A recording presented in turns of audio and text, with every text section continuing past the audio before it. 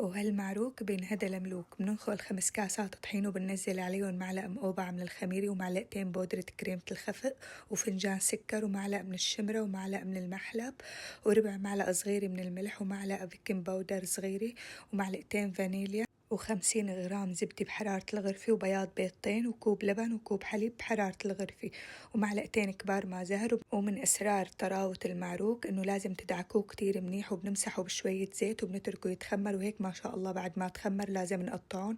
ونصيحة إذا استخدمتوا طحين عالي بروتين فيه لا تحطوا ملح أبدا.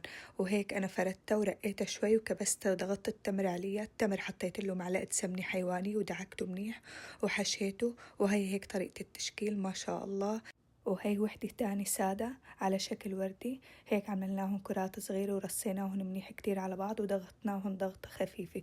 وهلأ جهزنا الشوكولا، أنا سيحتها شوي وبعدين حطيت لها نقطتين مي باردة كتير وحركتها وعبيت بقلب الكرات. وحاولوا تضغطوها منيح وتسكروها منيح. وهي هيك كمان رصيناهم على بعض على شكل وردي وضغطناهم ضغطات خفيفة.